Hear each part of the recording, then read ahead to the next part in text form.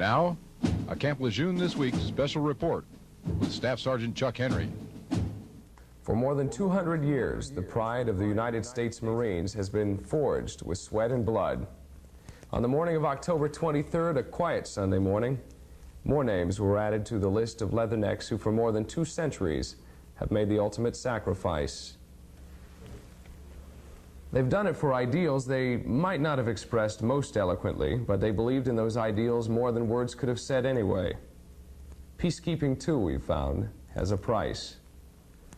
After the early Sunday morning explosion of the Battalion Landing Team 1-8 barracks area near the Beirut International Airport, the reaction at Camp Lejeune, of course the home base of the Battalion Landing Team, was one of shock, as Corporal Marty Hopper reported. It was the greatest number of American Marine combat casualties since the Vietnam era. Feelings at Camp Lejeune were mixed emotions on Sunday, October 23rd. It was from here that most of the U.S. Marines and the multinational peacekeeping force were based. In a press conference Sunday, 2nd Marine Division Commanding General, Major General Al Gray, expressed outrage. This was, in my view, a godless type of a thing, and we are a force that knows our God. If we were barbaric, then in my judgment, it would be easier to defend against this type of terrorist attack. You must understand that it is very, very difficult to counter this kind of terrorism when you are a member of the free world, when your culture, your tradition, indeed your honor stands for the very best that we know of in Western civilization. When you have a barbaric type of terrorist attack, it's very, very difficult to cope with that in our free and democratic way of life and with the human values that we place on life. Early Sunday, leathernecks of the 2nd Battalion 6th Marines had been told to pack for a flight to Lebanon later in the day. They would bring the Marine contingent in Beirut back to pre-bombing readiness. Commanding Officer Lieutenant Colonel Edwin C. Kelly, Jr., who headed up the replacements, told reporters Sunday that angry emotions won't affect the mission. We have a mission to do. Revenge. It's unfortunate we had Marines killed like this. We go with a level head and do the job we're assigned to do. At about 3 p.m. on the rainy Sunday afternoon, a high-spirited group of sea soldiers saddled up on trucks and headed to Marine Corps Air Station Cherry Point, North Carolina, where they boarded Air Force C-141 aircraft in increments for the overseas flight. For Camp Lejeune This Week, I'm Corporal Marty Hopper. Concern for the families of Navy Marine Corps team members is the reason we're presenting this special report, as Major General Al Gray, Commanding General of the 2nd Marine Division, will tell you in a moment. But first, we'd like to show you several pages of telephone numbers. These are numbers we'd like you to copy down if you can grab a pad and pencil. And call, please, if you're concerned about your sailor or Marine in Beirut, Lebanon. These are the numbers to provide you the most accurate, best information that we have available at this time.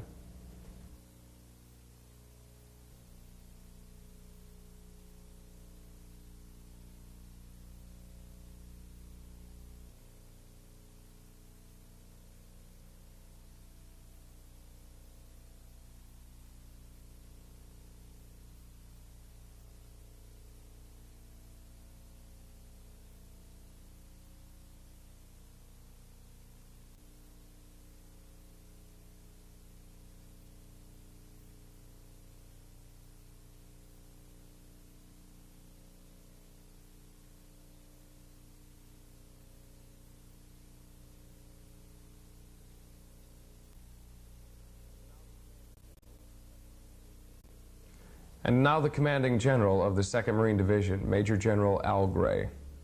We, of course, are all very, very saddened at the tragic number of casualties that we have suffered under the barbaric terrorist attack on our forces in Lebanon.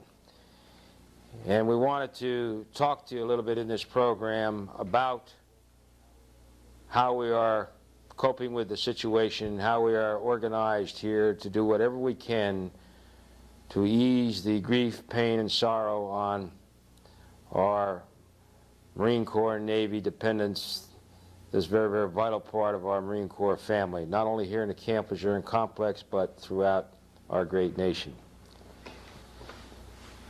We are totally dedicated as the primary requirement to take care of our families and loved ones. We have organized our command center in Building 2 to represent the entire Fleet Marine Force Atlantic forces that are here in the Camp Lejeune complex. We're integrated very closely with the base, with Marine Corps Base, and with the Air Station at New River, our friends at the Air Base at Cherry Point. We're operating together as a team, dedicated really to one single purpose, and that is, again, to do whatever we can to provide the help and assistance to our fine young Marine families in their dark hour of grief. In this command center, 24 hours a day, are people who are trained and prepared to provide any and all kinds of information, regardless of what the requirement or the request may be. You'll see these and other phone numbers as a part of this program. There's a general officer on duty here 24 hours a day. We have the Casualty Assistance Center collocated here at the Division Command Post. And they too are especially trained to provide the kind of assistance and help and to handle the official notification process that we must, painful as it is, we must go through. I'd like to say a few words about how we are doing this. I think you'll all understand that it's very, very important that we are 100% accurate in the handling of casualty information. And we're trying to be just that. At Headquarters Marine Corps, here in Camp Lejeune, and throughout the various recruiting stations, instructor staffs, and wherever other Marines and sailors are serving in the country to help us to do this. The entire Corps and Navy is mobilized, if you will, to see to it that we provide accurate notification and all of the assistance that we possibly can. All of our comrades in arms who have been killed in action, as well as our Marines and sailors that have been wounded, all of the families next of kin of these people will be notified by a specially selected team of Marines and chaplains who will stay with you if you are one that must be notified, who will stay with you both physically and in spirit throughout your ordeal to assist you in any way possible. We also have a great many people. The nation itself wants to help. We've had hundreds of telegrams and hundreds of condolences messages from around the globe for you and for your friends. The Wives organization within the 24th Marine Amphibious Unit, to include the wives organizations of the subordinate commands, the BLT-18 organization, the 8th Regiment, the Squadron organization, the MSSG-24 organization, and all of these groups are working and very hard and just doing, I think, a magnificent job of keeping the spirits up and providing the kind of support that is needed. The Officers' Wives Club, the Staff NCO Wives Club, the Officers' Wives Club in New River. All of these organizations are in full and dedicated support. The Navy Relief Society has provided for funding to provide money for families to assist in the travel and that kind of requirement that will come up as a result of this tragedy. The Red Cross is in support. So everybody wants to help. One of our jobs here at the command center is to see to it that we can funnel the help that's required as quickly as we possibly can to the needy people. And in that context, that's one of the most important reasons why we have to receive information.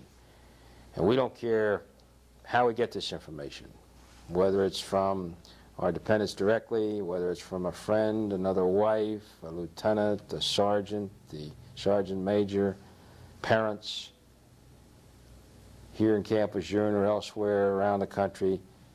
The important thing is we need to know who has a question, who needs help. And once we find that out, we'll move as quickly as we can to provide helpful answers and helpful support. In the meantime, we're continuing to plan. We anticipate much of the requirement. We know, for example, that many families will be coming, many people will be coming to the Camp Lejeune complex. We're going to have places for them to stay. And we have a committee working on that very diligently, and we will be able to provide housing and other support for these people as they come here to see their loved ones, perhaps that have been wounded and will be returned here to the Camp Lejeune Hospital, or to see other loved ones who have had Marines that have been killed in action. A lot of food has been prepared, casseroles and the like, to be distributed to those who need them. The Camp Lejeune Hospital will be the primary hospital to receive our Marines and sailors who have been wounded. Other hospitals such as Charleston and Portsmouth will also be in support if needed. And many, many other things taking place. Military police assistance. Assistance from the police and others in the community of Jacksonville and throughout Onslow and Carteret County. All of these kind of things are here, they're available, and we've energized them to provide whatever support we can. Again, on behalf of all Marines and sailors and all Americans everywhere, for all of you who have suffered a tragic loss, our hearts and our prayers are with you. And I must say that, and I believe you know how immensely proud I am of the sailors and Marines who serve our great nation from this complex. And I must say to you that I'm equally proud of our wives and parents and loved ones. You have been magnificent in helping to see us through this tragic ordeal. And we indeed will see it through. And we will continue to do all the other things that we are expected to do. Today we are continuing to carry out all of our training and all of our deployments that had been scheduled prior to this dastardly deed. Even the Inspector Generals of both the Navy and the Marine Corps are here in the Camp Lejeune complex performing their functions and tasks, in cooperation, of course, with our commitments and requirements. It's important for all of us to continue to strive to do whatever has to be done in our professional and our personal daily lives. We simply cannot stop. We should not stop and feel sorry for ourselves as an institution. We have suffered a terrible setback, but we will indeed bounce back. We have already made great progress here. And in addition to the courage being demonstrated by our families and loved ones, our other Marines and sailors have moved quickly to Lebanon to restore the capability that was lost during the terrorist bombing attack. And we indeed will continue with our resolve, and we will continue, as always, to be semper fidelis, always faithful to our core, to our mission, to our country, and to our families and loved ones. The Commanding General of the 2nd Marine Division, Major General Al Gray. With me in the studio today is Chaplain Ed Olander. He's part of the team that General Gray mentioned is handling the very difficult task of assisting in the notification of families of Marines and sailors who have become victims of this recent tragedy. Chaplain, can you outline for me the procedure used in next of kin notification? Well, first of all, I want our folks out there in the viewing and listening area to understand that, as General Gray has pointed out so eloquently, we're doing everything we possibly can for the families of those Marines who were either injured or killed in this recent tragedy in Beirut. I've just been with Ed Lease, who right now is with the team that's working today to go with the CACO officer. I'm talking particularly about chaplains and line officers who are going out to make these visits. And Ed assures me that there is an attitude of prayerfulness and deep concern that what these individuals do together is done in a spirit that will be both well received and well understood. In that regard, we'd like our folks to remember, too, that along with all of you who are suffering from the various commands and communities in this tragedy, we, too, have had one of our chaplains who was, in effect, wounded in the blast over there. So we go out with a deep concern for all of you. I realize that this is a tough question, sir, and each case differs. But what do you tell the loved one of somebody who's gone through a tragedy like this? Where do they find their comfort? Well, to be sure, there is no pat answer to that one. Obviously, we are Marines. We are part of a Marine Navy fighting team, and I guess that says it all in some respects. The loved ones who have both been injured and killed have gone into their battles recognizing that along the way, as Marines, there have been such places indeed. As Tripoli and Bel El Woods and the Chosin Reservoir and Khe Sanh, and that Beirut, October 1983, is just another one of those addresses that we're having to deal with. Interestingly enough, for those of us who come from a Judeo-Christian heritage, of course, we recognize only too well that, as Constantine told his soldiers, that next to fighting, obviously, the war because of our love of God, there is also that dulce et decorum est pro patria mori, that sweet and delicious death that one does have to give up for one's neighbor. And of course, Jesus put it eloquently that indeed there is no other love as great as the love that allows one to die for his friend. The direction that kind of conversation, of course, can go with each family pretty much depends on the individuals, the chaplain, the CACO officer, and those who are involved in that particular setting. So it would be difficult for me than to say that these chaplains are along particularly to bring comfort and sustenance and encouragement at any level that it can be offered, and they mean to stand by their word. On a very pragmatic level, I understand that comforting support has been flowing in since the terrible Sunday incident locally. Yes, indeed. I've been overwhelmed personally. I've kind of been over in our Chaplains Command Center, if you want to call it that, over in Building 37 for many hours, along with Chaplain Radatsky and others on the staff over there. And it's just been overwhelming to us. A number of individuals here, the New River Baptist Association just called us a little while ago. We know that we have 8,000 prayer warriors out here in the Jacksonville area that are with us every step of the way. We have names, lists of volunteers who are calling in, Chaplain, we'll do anything. Just let us know. Taxis, bring a casserole over, wash the clothes, literally any, babysit, anything that is needed. And of course, you already have some phone numbers that have been published on the screen magazine, and I'm sure will be published again before our broadcast is finished. And these names and numbers are, I think, very useful for everyone. Also, I simply want to remind you that the unit chaplains here on the base, and now that we're a quad command, there must be at least 55 of us chaplains who will be available to you, along with your local clergyman I know in town, to meet whatever spiritual needs we can possibly address with you all. A practical consideration now for the families of wounded in action. Once a family finds out that their Marine or sailor was wounded, not killed, but is perhaps in a hospital in Europe right now, should they plan to visit them there, or what should...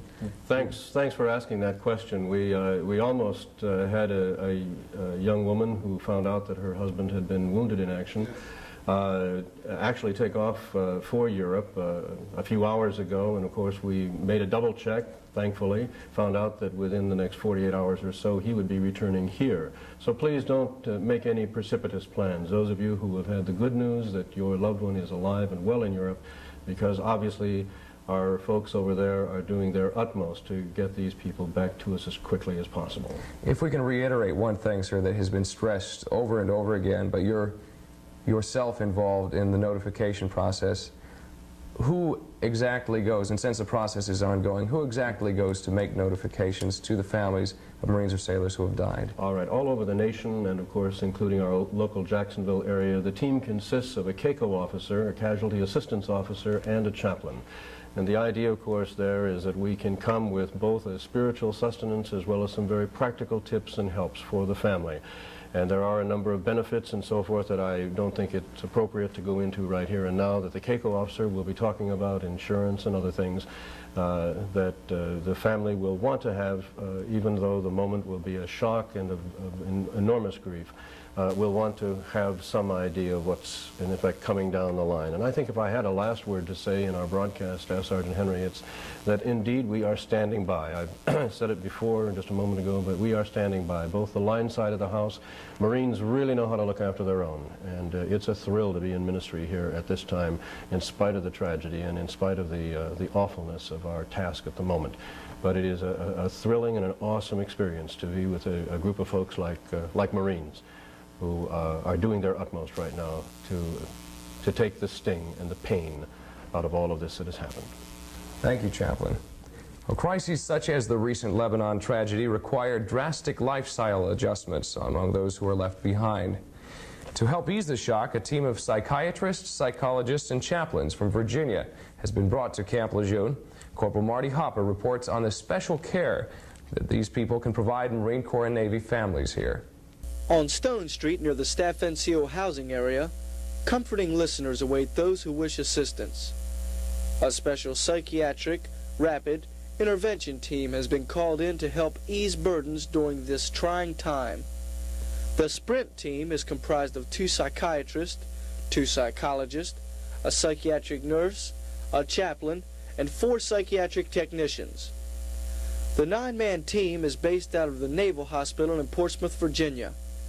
In operation since 1977, the primary mission of the Sprint team, according to Sprint Staff Psychiatrist Lieutenant Commander Robert Pewter, is to help normal people conquer abnormal situations. We don't see people with problems. Interestingly enough, the concept of Sprint is mainly to prevent any sort of problems. We help normal people who are going through a very abnormal situation. We help them to continue their normal way of dealing with it and help to point out that the way they tend to deal with the disasters are basically healthy. In all the history of Sprint, I don't believe there have been any times when we've had to prescribe medications to anyone, that we've had to put them in the hospital or anything like that. We've been able to prevent a great deal of difficulty with the victims themselves and families and their co-workers. Sprint duty personnel can be reached 24 hours a day through any chaplain, casualty assistance team, or division surgeon. All that is necessary is to ask. For Camp Lejeune this week, I'm Corporal Marty Hopper. An equal amount of anxiety in situations such as this is felt by families of fighting men who are indeed alive and well. Corporal Tracy Dixon tells us of one local round-the-clock operation which helps speed the arrival of good news. The tragedy in Lebanon has left many worried, wondering if they will hear from those they love. This equipment is helping to ease the fears of many wives and parents. They're radio receiver transmitters located in the military-affiliated radio station on Camp Lejeune. The Mars station receives and transmits message traffic from other amateur radio stations on major military installations. Since the bombing incident in Lebanon, the workload at Camp Lejeune's Mars station has increased tremendously from an average of 15 messages a day to 150 and more. Corporal Nancy Dunning is a Mars radio operator who doesn't mind the increased workload because it gives her a sense of gratification to hear the relief in voices learning that a son or a husband is fine. Most of the women are crying. They're very happy to hear from me. I had a lot of fathers. Oh, thank God, you know, that I heard from my son. The women, it was great, you know. They're very happy to hear from us. Messages received for passing on to areas outside Jacksonville are retransmitted to other Mars stations, many manned by volunteer civilians in the U.S. for hometown delivery. Operating on 16 frequencies, they only have to search and find to get that clear and often reassuring voice from Lebanon. For Camp Lejeune this week, I'm Corporal Tracy Dixon. Building 14 on Camp Lejeune has for a long time now been a source of comfort and assistance for families here. At the Family Assistance Center there, Corporal Dave Sampson talked with local coordinators of 2 assistance groups to find out how their long-standing offers of a helping hand will aid during this current crisis. Building 14 aboard Camp Lejeune houses 2 service organizations whose main goal is to help military members in time of need. One of these service organizations is the Camp Lejeune Auxiliary of the Navy Relief Society. In response to the bombing in Beirut, Navy Relief has added extra space to aid in assisting dependents or service members involved in this tragedy. Many area residents have volunteered their time and energy to Navy Relief, including people from the North Carolina Department of Social Services. Will the needs of Camp Lejeune residents change any of Navy Relief's policies? Donald Larson is the Society's executive director. Of course, our normal policies will probably be overlooked a little bit or sidestepped because we really aim to accommodate what assistance that we need to give to assist any of the dependents out of this situation. I don't anticipate any problems with manpower here at all. I don't anticipate any problems with space, and I feel that we're in position to do whatever assistance that's necessary. Right down the hall from the Navy Relief Society are the offices of the American Red Cross. The Red Cross offers many of the same services as the Navy Relief Society, such as financial assistance and counseling services. There is, however, one very important function the Red Cross provides. Jackie Powell, Station Director, explains. We can offer rapid communications to members of the family throughout the United States and even overseas if the family should be assigned near or assigned to military installations outside the continental United States. Both the Navy Relief Society and the American Red Cross are available for assistance to military members and their families. For Camp Lejeune this week, I'm Corporal Dave Sampson. Realizing that not knowing something you dearly want to know can create confusion and anxiety, commanders here want to inform families as best as is possible at this time under current circumstances. The phone numbers you'll see on the screen next appeared earlier. If you didn't get a chance to write them down, please do now. They're points of contact you're encouraged to call for information about your Marine or sailor.